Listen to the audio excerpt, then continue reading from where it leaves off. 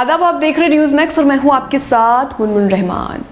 बड़ी मात्रा में रेमडेसिविर का स्टॉक करके रखने और विदेश भेजने की सूचना पर बीती रात मुंबई पुलिस ने रेमडेसिविर बनाने वाली कंपनी ब्रुक फार्मा के एक डायरेक्टर को पूछताछ के लिए विले पार्ले थाने के लिए बुलाया। कंपनी ने रेमडेसिविर दवा की काफी बड़ी मात्रा मुंबई में स्टॉक कर रखी थी। मुंबई पुलिस के मुताबिक रेमडेसिविर के स्टॉक को विदेश भेजने की तैयारी थी, जबकि इस दवा के निर्यात पर रोक लगी हुई है। कहानी में ट्विस्ट तब आया जब कंपनी के निदेशक से पुलिसिया पूछताछ की सूचना पाते ही पूर्व मुख्यमंत्री देवेंद्र फडणवीस और वरिष्ठ भाजपा नेता प्रवीण दारेकर भागकर थाने पहुंच गए। इसके बाद शुरू हुआ हाई वोल्टेज ड्रामा।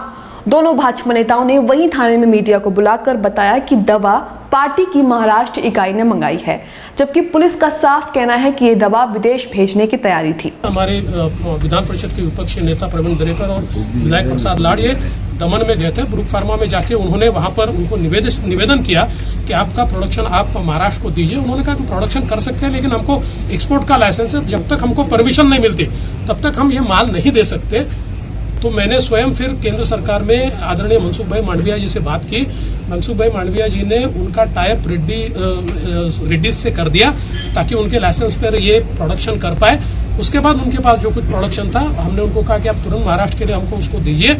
उन्होंने कहा उसकी सारी परमिशन लेनी पड़ती है। हमने यहाँ की एफडीए की परमिशन उसमें ली, हमारे पास परमिशन की कॉपी है। वहाँ की एफडीए से हमने बात की, उनको हमने कहा कि भाई स्वयं हमको मंत्री जी ने उसकी परमिशन दिया, कल उनकी परमिशन हमको उन्होंने कहा कि हम दे रहे हैं। और ये सारा जो कुछ माल अभी ज्यादा नहीं था, जो कुछ माल मिल सकता था वो महाराष्ट्र में लाने वाले थे।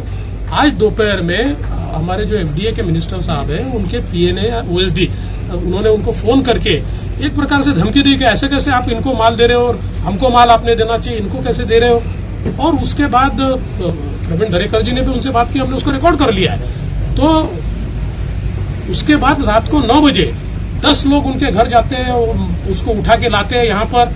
और जब हमने यहाँ पर आकर पूछा तो अब डीसीपी हमको ये कह रहे हैं कि भाई हमने तो केवल हमको कुछ इंटेलिजेंस मिला था कि कुछ एक्सपोर्टर्स के पास 60,000 वायल्स है और इसलिए हमने उसकी जानकारी लेने के लिए। मैंने बोला स्पेसिफिक आपके पास इनके पास कितना ऐसा कुछ आया है या इनके एक्सपोर्टर के पास है कोई आपके पास? बोले नहीं। फिर उन्होंने कहा कि हमने उनको लेटर भी दिखाया कि एफडीए ने इनको परमिशन दिया, तो उन्होंने कहा ये लेटर हमको कम्युनिकेट ही नहीं हुआ था। इस प्रकार से वो जो कि उनको कहना था उन्होंने कहा। लेकिन ये जो सारी राजनीति चल रही है ये बहुत गलत राजनीति है। हम महाराष्ट्र के लिए प्रयास कर रहे हैं। उल्टा मनसुख भाई मांडविया जी ने इनको ब्रुक फार्मा को बताया कि आपका प्रोडक्शन फुल स्केल पे जाएगा तो आप मैक्सिमम प्रोडक्शन ये महाराष्ट्र को दीजिए।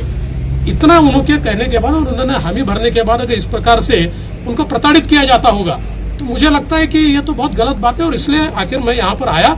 अभी उन्होंने उनको छोड़ दिया, उन्होंने कहा हमने इनको अरेस्ट किया ही नहीं था, हमने तो सिर्फ पूछताछ के लिए बुलाया था।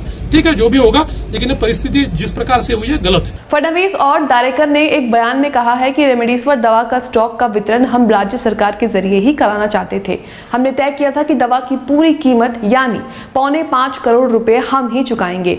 वहीं देवेंद्र फडणवीस ने उल्टा चोर कोतवाल को डांटे की तर्ज पर कहा कि राज्य के एक मंत्री के ओएसडी ने कंपनी के अधिकारियों को ये कहकर हड़का दिया कि वे विपक्षी दल के कहने पर किस तरह रेमडेसिविर दे सकते हैं। दूसरी ओर पुलिस का कहना है कि उसे दमन में बनी दवा की मुंबई में मौजूद भंडार की जानकारी मिली थी। सूत्रों ने पुलिस को बताया था कि ये जखीरा विदेश भेजा जाने वाला है। जनता के हितों को ध्यान में रखते हुए ये कार्रवाई की गई। बता दें कि ब्रुक फार्मा देश की उन 16 कंपनियों में से एक है जो रेमडेसिविर बनाती है। ब्रुक फार्मा को दवा एक्सपोर्ट की अनुमति भी प्राप्त है, लेकिन कंपनी के पास मार्केटिंग का लाइसेंस नहीं है। दवा की बिक्री के लिए उन फार्मा कंपनियों की मदद लेनी पड़ती है जिन्हें लाइसेंस प्राप्त है। ऐसी कंपनियों की संख्या 7 है। दवा बनाने वाली ये कंपनियां महाराष्ट्र की सरकार को सीधे रेमडेसिविर नहीं बेच सकती।